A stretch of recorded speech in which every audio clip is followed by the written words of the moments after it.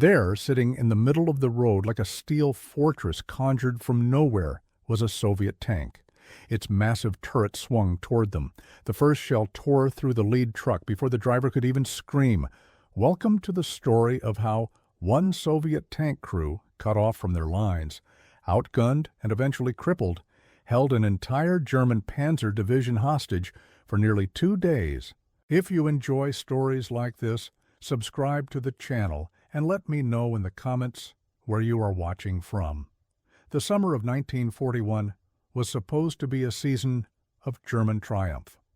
Operation Barbarossa, the largest military invasion in human history, had launched just 2 days earlier on June 22nd. Over 3 million German and Axis soldiers poured across the Soviet border along a front stretching nearly 3,000 kilometers. The plan was audacious but simple. Destroy the Red Army in a series of rapid encirclements before winter arrived. In those opening days, everything seemed to be going according to Hitler's design. Soviet air forces were caught on the ground and annihilated. Entire armies found themselves encircled before they could organize resistance. Communication lines had been severed. Commanders issued orders to units that no longer existed. The Wehrmacht advanced with a confidence bordering on arrogance. Nothing, it seemed, could stop them. In the Baltic region, Army Group North under Field Marshal Wilhelm Ritter von Leeb pushed toward Leningrad. Spearheading this advance was the 4th Panzer Group, commanded by General Erich Hupner. Within this formation, the 6th Panzer Division was making excellent progress through Lithuania. The division was a veteran formation, blooded in the campaigns against Poland and France. Its tank crews had faced British Matildas and French Char tanks. They considered themselves experts at breaking enemy armor, but none of them had ever encountered anything like what awaited at that lonely crossroads. The Soviet Northwestern Front was collapsing. Colonel General Fyodor Kuznetsov tried desperately to organize counterattacks with his mechanized corps, but the speed of the German advance made coordination nearly impossible. Fuel depots were overrun. Ammunition dumps went up in flames. Tank divisions found themselves fighting piecemeal, thrown into battle without proper reconnaissance or support. Among these shattered formations was the 2nd Tank Division from the 3rd Mechanized Corps, commanded by General Yegor Solyankin. This division possessed something the Germans had not yet encountered in significant numbers: the KV heavy tank. The Kliment Voroshilov tank, named after the Soviet Defense Commissar, represented a revolutionary leap in armored warfare. The KV-1 variant carried 75 millimeters of frontal armor, thicker than anything the Germans fielded. Its turret could deflect rounds that would punch clean through a Panzer III or IV. The tank weighed 43 tons and was powered by a 500-horsepower diesel engine, but its true terror lay in that armored skin. German anti-tank crews had spent years perfecting tactics against lighter vehicles. Against the KV, their standard weapons were essentially useless. The 37mm anti-tank gun, backbone of German anti-armor capability, earned a grim nickname on the Eastern Front: the door knocker. It could knock all day without ever getting in. On June 23rd, the 2nd Tank Division launched a counterattack against elements of the 6th Panzer Division near Skaudweil. German troops watched in horror as their anti-tank rounds bounced harmlessly off Soviet armor. Some KVs, having run out of ammunition, simply drove over German gun positions, crushing the weapons and their crews beneath their tracks. General Erhard Raus, commanding a Kampfgruppe within the division, later recalled the panic that seized his men. They had never faced anything they could not kill. Now they faced steel monsters that shrugged off everything they threw at them. During this chaotic engagement, one KV tank pushed deeper into German territory than any other. Whether by design or accident, it drove past the main line of contact and found itself behind enemy positions. Historical records remain unclear about whether this was a deliberate flanking maneuver or a tank crew that had become disoriented in the fog of battle. Local villagers who survived the war remembered seeing a single massive tank rumble through their settlement during the night of June 23rd, its engine growling like some primordial beast. By morning, it had stopped at a crossroads outside the small village of Danii, near Rasenii. The tank's position was tactically excellent, whether chosen by skill or fortune. The road passed through a low area surrounded by swampy ground. Vehicles attempting to bypass the crossroads would quickly become mired in the soft earth. For the 6th Panzer Division, this road was the main supply artery connecting their forward elements with divisional headquarters and the rear echelon. Fuel, ammunition, medical supplies, reinforcements, everything flowed along this road. Now a single Soviet tank sat astride it like a steel cork in a bottle. The first convoy to discover this unwelcome guest was carrying wounded Germans and Soviet prisoners westward. When the KV opened fire, the trucks scattered in panic. Those that tried to leave the road bogged down immediately. The survivors fled on foot, carrying tales of an invincible metal monster blocking the road. General Rouse initially believed this was the vanguard of a major Soviet counterattack.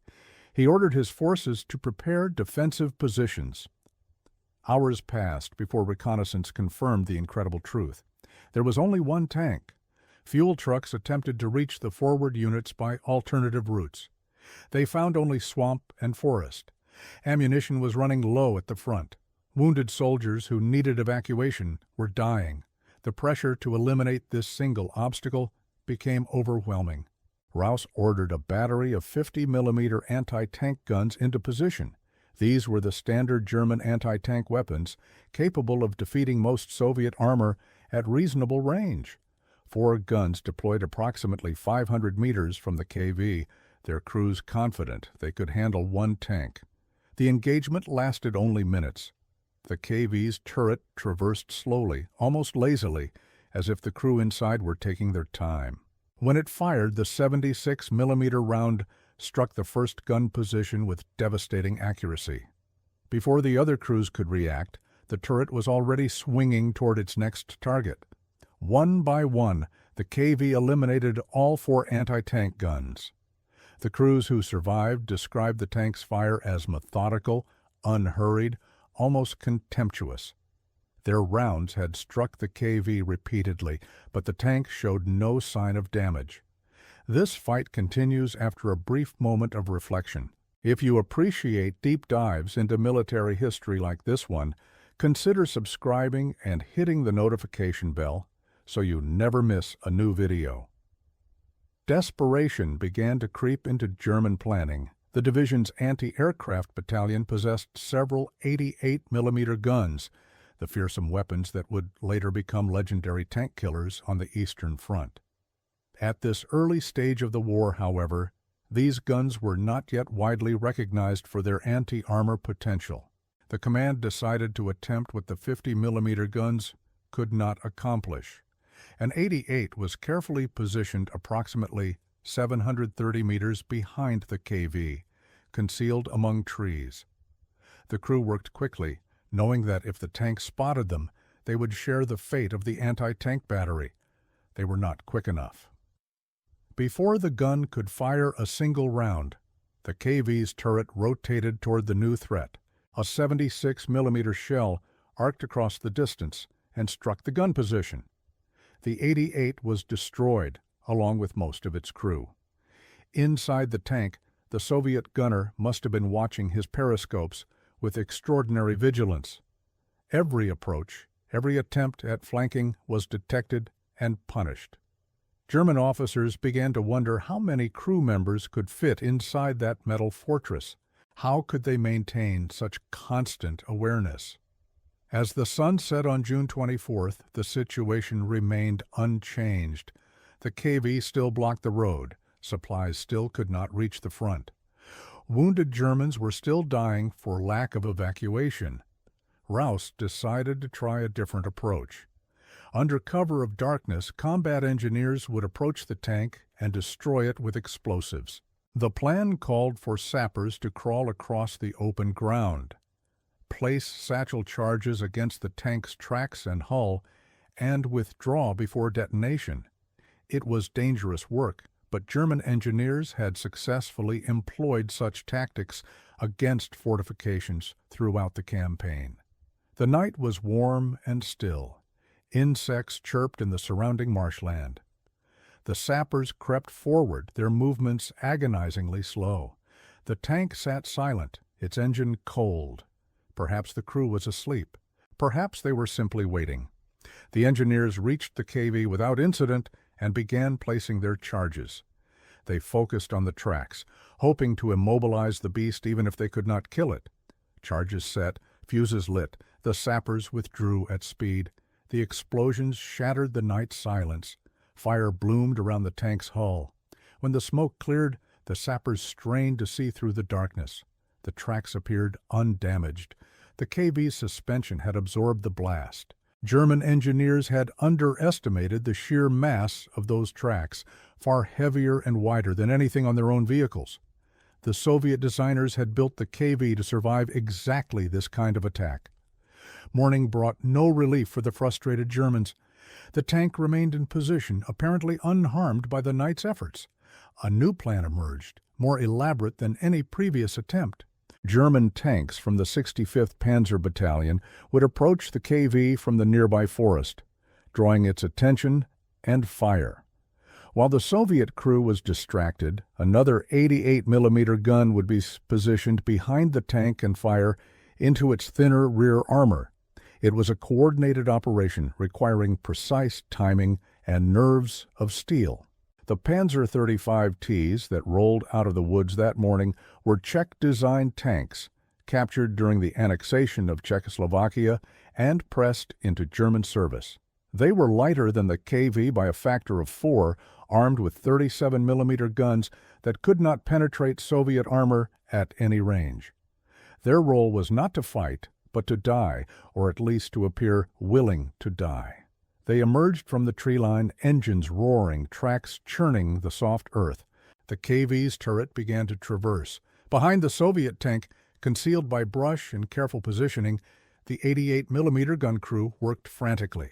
They had perhaps seconds before the KV finished with the decoys and began searching for new threats. The gun commander shouted the fire order. The 88 barked, sending an armor-piercing round screaming across the distance.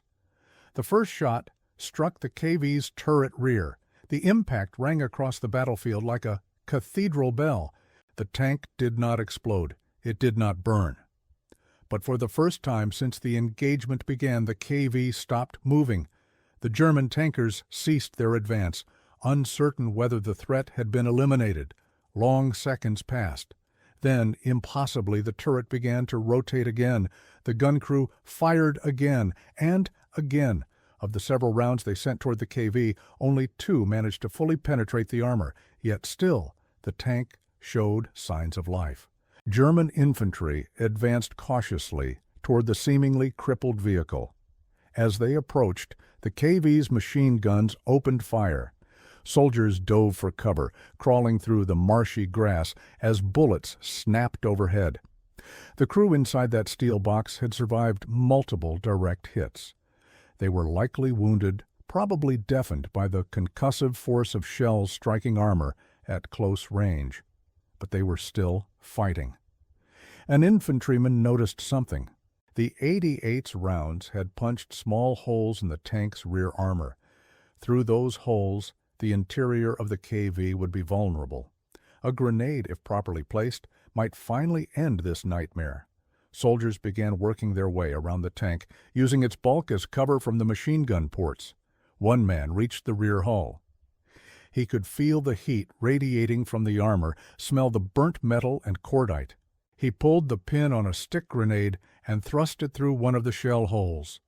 The explosion inside the tank was muffled but final. The turret stopped moving. The machine guns fell silent.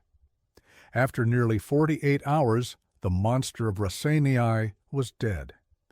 German soldiers approached the KV with something approaching reverence. What they found inside shook even veterans of the Polish and French campaigns. 6 Soviet crewmen lay within that steel coffin. They had fought without relief, without hope of rescue, without any possibility of escape. They had held an entire German division at bay through courage, skill, and sheer stubborn defiance. Some accounts say the crew had been killed by the grenades. Others suggest they finally succumbed to wounds received from the 88 penetrations. A few versions of the story claim that some crew members escaped during the night, though this seems unlikely given the constant German observation. What happened next speaks volumes about the nature of this particular war and the men who fought it. The German soldiers buried the Soviet crew with full military honors. They recognized warriors when they saw them. In a conflict that would soon descend into unprecedented barbarism, this small gesture of respect stands out as a reminder that even enemies can acknowledge courage. The grave was marked, though the identities of the crew remained unknown for decades. In 1965, Soviet authorities exhumed the remains and transferred them to the military cemetery in Raseiniai. Research eventually identified some of the crew members. The marker at their grave bears two names, Yershov P.E. and Smirnov V.A., along with one set of initials, Shich N.A., and three unknown warriors. The tank itself may have belonged to the 3rd Company of the 1st Battalion of the 4th Tank Regiment, part of the 2nd Tank Division. But the true identities of all 6 men who held that crossroads remain partially lost to history. The KV that fought at Raseiniai was likely a KV-1, though some accounts describe it as the even larger KV-2 with its distinctive boxy turret housing a massive 152mm howitzer. General Rouse, in his post-war memoirs, specifically identified it as a KV-1. The confusion is understandable given the chaos of the early campaign and the fact that German soldiers had never encountered either variant before. To them, both types of KV were simply metal monsters that their weapons could not kill. The impact of this single engagement extended far beyond the crossroads itself. For nearly 2 days, the 6th Panzer Division's logistics were strangled. Wounded soldiers died for lack of medical evacuation.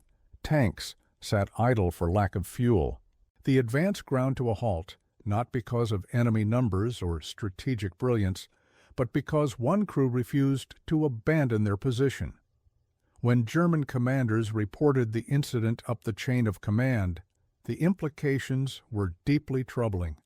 If one KV could cause this much disruption, what would happen when the Wehrmacht encountered them in force? The Germans would soon get their answer. On August 20th, 1941, near Krasnogvardeysk, during the battle for Leningrad, another KV engagement would demonstrate the terrifying potential of Soviet heavy armor. Lieutenant Zinovy Kolobanov commanded a company of 5 KV-1 tanks tasked with blocking German armored advances. Kolobanov was a veteran of the Winter War against Finland, experienced in armored combat and blessed with an exceptional gunner named Andrei Usov. Unlike the crew at Raseiniai, Kolobanov had the advantage of preparation. He selected his position carefully, choosing ground where the only road passed through swampy terrain. He ordered his tanks dug in and camouflaged. Each KV carried double its normal ammunition load, with 2/3 being armor-piercing rounds. When the vanguard of the German 6th Panzer Division entered the ambush zone, Usov knocked out the lead tank with his first shot. The Germans, unable to see where the fire originated, assumed they had hit a mine.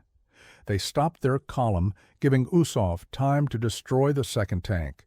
Kolobanov then ordered fire on the trailing vehicle, trapping the entire column on the narrow road. German tanks that tried to escape the road immediately bogged down in the swamp, becoming stationary targets. In 30 minutes, Kolobanov's single tank destroyed 22 German tanks and 2 towed artillery pieces. When his ammunition ran out, he ordered another KV into action, which destroyed 21 more. In total, 5 Soviet tanks eliminated 43 German tanks while suffering no losses themselves. After the battle, Kolobanov's crew counted 156 hits on their tank. Not one had penetrated the armor. The KV-1 represented a quantum leap in tank design that caught the Germans completely off guard. Soviet engineers under Nikolai Shashmurin had created a vehicle that combined thick sloped armor, a powerful 76mm gun, and wide tracks suited to the soft terrain of the Russian heartland. The tank's diesel engine was less prone to fire than the gasoline engines powering German vehicles. Its transmission, while troublesome, could be repaired by Soviet crews trained in field maintenance, and its armor could defeat any anti-tank weapon the Germans possessed in 1941. German anti-tank doctrine had been built around the 37mm PAK-36, a weapon that had proven effective against Polish and French armor. Against the KV, it was worthless. The 50mm PAK-38 offered only marginal improvement. Only the 88mm anti-aircraft gun could reliably penetrate KV armor, and these weapons were not designed for anti-tank work. They were large, difficult to conceal, slow to deploy, and vulnerable to counter-fire. The Germans would eventually develop dedicated 88mm anti-tank guns and heavier tank weapons. But in the summer of '41, they faced Soviet armor with inadequate tools. The psychological impact on German troops was substantial. Soldiers who had conquered Poland in weeks and France in 6 weeks suddenly faced enemies they could not kill. Reports flooded back from the front describing Soviet tanks that shrugged off direct hits, that kept fighting after absorbing dozens of rounds, that had to be destroyed by elaborate combined arms operations rather than simple gunfire. The myth of German military invincibility began to crack at the edges. If Soviet forces could produce such formidable weapons, what else might they be hiding in their vast industrial heartland? The answer would become clear over the following years. The T-34 medium tank, even more revolutionary than the KV, would arrive in increasing numbers. Soviet factories would be relocated beyond the Ural Mountains, safe from German bombing, and would produce tanks in quantities that dwarfed German output. The Soviets would lose thousands of tanks in the catastrophic summer of '41, but they would replace them and replace them again. The tank crew at Rasenii could not know it as they faced down an entire division with one vehicle, but they were fighting for time that their nation would desperately need. Operation Barbarossa continued its advance despite the setbacks. The Battle of Rasenii ended in German victory at the operational level. The Soviet 3rd Mechanized Corps was effectively destroyed, losing hundreds of tanks and thousands of men. The 12th Mechanized Corps escaped encirclement, but was severely depleted. By late June, German forces had crossed the Daugava River and were pushing toward Leningrad. The northwestern front was shattered, its commander, Kuznetsov, relieved of duty and replaced. But the Germans had learned a troubling lesson. Victory would not come as easily as the planners had assumed. Soviet soldiers, even when cut off and hopelessly outnumbered, would fight with a tenacity that defied expectation. Soviet equipment, while often poorly maintained and mishandled, included weapons that German forces could not easily counter. The campaign that was supposed to end in 12 weeks would drag on for 4 years. The army that was supposed to collapse at the first blow would eventually march into Berlin. The unnamed crew of that KV tank at Rasenii represented something the German High Command had failed to anticipate. Soviet soldiers were not mindless automatons or terrified peasants who would flee at the first sign of battle. They were men capable of extraordinary courage, ingenuity, and sacrifice. Cut off from their lines, surrounded by enemies, knowing that no rescue was coming, they chose to fight. They held their position until death because that position had value, because holding it would cost the enemy time and resources, because even a doomed defense could contribute to eventual victory. This philosophy of stubborn resistance would characterize Soviet conduct throughout the war. At Moscow, Soviet soldiers would hold positions until they were literally overrun. At Stalingrad, they would fight for individual buildings, individual floors, individual rooms. At Kursk, they would absorb the greatest German offensive of the war and throw it back. The spirit that animated the crew at Raseiniai, that willingness to die in place rather than yield ground, became the defining characteristic of the Red Army. It was a brutal philosophy that cost millions of lives. But against an enemy bent on enslavement and extermination, it was the only philosophy that could prevail. German memoirs and after-action reports from the early campaign frequently mention the surprise and dismay caused by Soviet resistance. Soldiers who had expected a rapid collapse instead found themselves locked in grinding attritional combat. Supply lines stretched across occupied territory were harassed by partisans. Isolated Soviet units fought on long after they should have surrendered. The crew at Raseiniai was not unique in their defiance. They were simply more successful than most. The technical aspects of the engagement deserve consideration. The KV's 76mm gun could penetrate German tank armor at ranges well beyond what German weapons could manage in return. This gave the Soviet crew what modern tacticians call standoff capability, the ability to engage enemies from distances where return fire would be ineffective. The crossroads position maximized this advantage. German forces had to approach along predictable avenues, allowing the KV crew to engage each threat as it appeared. The tank's ammunition load was substantial, around 100 rounds for the main gun, depending on the specific variant. This gave the crew the firepower to engage multiple targets over an extended period. The machine guns, a coaxial weapon beside the main gun and a rear-facing weapon in the turret, provided defense against infantry assault. Soviet tank doctrine emphasized these secondary weapons for exactly this purpose. A tank without infantry support was vulnerable to close assault, but machine guns could keep enemy soldiers at bay long enough for help to arrive, or, in the case of the Raseiniai crew, long enough to inflict maximum damage before the inevitable end. The German failures during the engagement also merit analysis. The decision to engage with 50mm anti-tank guns first, before deploying the 88, suggests either overconfidence or a failure to recognize the threat. Had the first attack employed the heavier weapon, the engagement might have ended much sooner. The night attack by engineers, while creative, was executed without adequate intelligence about KV track construction. Better reconnaissance might have revealed the futility of satchel charges against such heavy components. The final assault, using tanks as decoys while positioning the 88, was tactically sound but required significant resources and coordination for a single enemy vehicle. This disproportionate response highlighted the fundamental problem the Germans faced.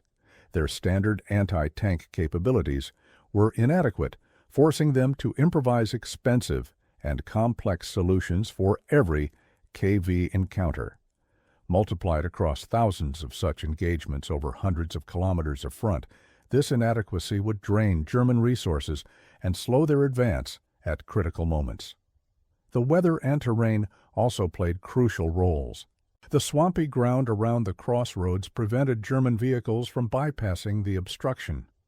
Lighter German tanks with narrower tracks would quickly become mired if they left the road. The KV's wide tracks, designed for exactly such conditions, gave it mobility that German vehicles lacked. Soviet tank designers had built their vehicles for Russian terrain in ways that German engineers had not anticipated. This would prove a recurring theme throughout the campaign. We are approaching the end of this incredible story. The legacy of the Raseiniai engagement extends beyond its immediate tactical impact. It demonstrated that individual courage and skill could achieve results far exceeding what numbers might suggest. 5 or 6 men in one tank held up an entire division for 2 days. Their sacrifice bought time for other Soviet units to withdraw, reorganize, and prepare new defensive positions. In a war where time was the most precious resource, every hour counted. The Germans would eventually develop counters to Soviet heavy armor. The Tiger tank, introduced in 1942, mounted an 88mm gun capable of destroying any Soviet tank at long range. The Panther, arriving in '43, combined excellent armor protection with a high-velocity 75mm weapon. But these designs came too late and in insufficient numbers to change the war's outcome. Soviet industry, protected beyond the Urals, would produce T-34s faster than Germany could destroy them. The quantity versus quality debate that historians still conduct today played out across the Eastern Front in brutal reality. Lieutenant Kolobanov, the tank ace of Krasnogvardeysk, survived the war despite severe wounds suffered in September 1941. He spent much of the conflict in hospitals, returning to active duty only in 1945, too late to see combat before German surrender. His nomination for Hero of the Soviet Union was rejected by superiors who found his after-action report unbelievable. It was not until decades later that his achievements received proper recognition. He died in 1994 in Minsk, Belarus, honored finally as one of the greatest tank commanders of the war. The crew at Rassenia I received no such recognition during their lifetimes, because they had none. They died in their tank, probably never knowing the full extent of the disruption they had caused. Their names were largely lost until Soviet researchers began investigating the engagement decades later. Even today, 3 of the 6 remain unidentified. They are commemorated at the military cemetery in Rassenia I, where visitors can pay respects to warriors who gave everything for a cause that would ultimately triumph. In 1980, villagers from Novy-Uchkoz petitioned for a monument at the site where Kolobanov's KV had been dug in during the August battle. Unable to locate a surviving KV-1, authorities installed an IS-2 heavy tank instead, a successor model from later in the war. The monument stands today as a reminder of what a few determined men can accomplish against overwhelming odds.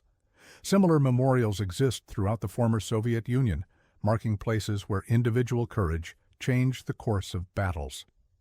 The German advance would continue through the summer of '41. Smolensk fell. Kiev was encircled. Moscow itself came within sight of German forward units before the winter offensive stalled. But the campaign that Hitler had expected to last 12 weeks stretched into months, then years. The Soviets traded space for time, sacrificing millions of soldiers to slow the German advance. Every day gained was a day for factories to produce more tanks, more aircraft, more artillery. Every German soldier killed in the East was one fewer available for other fronts. The tank crew at Rassenia I contributed to that calculus of attrition. Their 2-day stand may seem insignificant against the vast scale of Operation Barbarossa, but the war was won through countless such small engagements. Every convoy delayed, every attack disrupted, every German plan complicated by unexpected resistance added to the cumulative weight that would eventually crush the Wehrmacht. Individual acts of courage multiplied across millions of soldiers created the conditions for eventual Soviet victory. Modern military historians continue to study the engagement at Rassenia I for lessons applicable today. The importance of terrain analysis, the danger of underestimating enemy capabilities, the psychological impact of apparently invincible weapons, the value of stubborn defense even in hopeless situations. All these themes resonate in contemporary conflicts. Armies still face the challenge of dealing with enemies who refuse to accept defeat, who fight on past any reasonable hope of success. The KV tank itself would eventually be superseded by more advanced designs. Its transmission proved unreliable, its mobility limited compared to medium tanks, its production cost prohibitive. The T-34 proved better suited to mass production and combined arms warfare. By 1943, the KV had been largely replaced in Soviet tank formations by the IS series, which combined heavy armor with better reliability. But in the desperate summer of '41, The KV was exactly what the Soviet Union needed, a weapon that could face German armor on equal terms, that could buy time for the nation to mobilize its vast resources. The road through Raseiniai still exists today. Travelers passing through Lithuanian countryside might not recognize the significance of the place where 6 men held an army at bay. The swamps have been partially drained. The forests have been logged and replanted. The crossroads itself has been widened and paved, but the memorial in Raseiniai remains, and the story of what happened there continues to inspire. They were ordinary men placed in extraordinary circumstances. We do not know what they discussed during those 2 days inside their steel fortress. We do not know if they hoped for rescue or accepted their fate from the beginning. We do not know if they felt fear, anger, or simply grim determination. What we know is what they did. They fought until they could fight no more. They held their ground against everything the enemy could throw at them. They made the invaders pay for every meter of advance. That is the legacy of the monster of Raseiniai.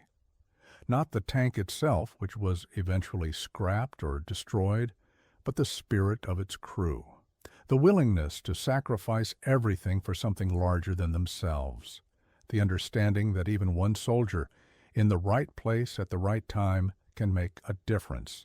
The knowledge that courage matters, that resistance matters, that fighting back matters, even when victory seems impossible. The Soviet Union would ultimately prevail over Nazi Germany, but victory would cost over 27 million Soviet lives. The war on the Eastern Front was the bloodiest conflict in human history, a struggle of annihilation where surrender meant slavery or death. The men who fought it knew what was at stake. Those 6 tankers at Raseiniai gave their lives not for abstract ideology, but for their homes, their families, their comrades still fighting to the east. They bought those comrades another 2 days. In the currency of total war, that was wealth beyond measure. Thank you for watching this journey into one of the most extraordinary stands in military history. These stories deserve to be remembered and shared with new generations. If this video moved you, please subscribe to the channel and share it with others who appreciate military history. Every subscription helps bring more stories like this to life. Let me know in the comments which battle or engagement you would like to explore next. Until then, remember the crew of the monster of Raseiniai. Remember that ordinary men can achieve extraordinary things when they refuse to give up.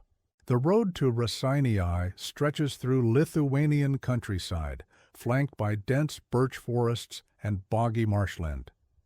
In the early hours of June 24, 1941, a German supply convoy rolled westward along that road, returning from the front.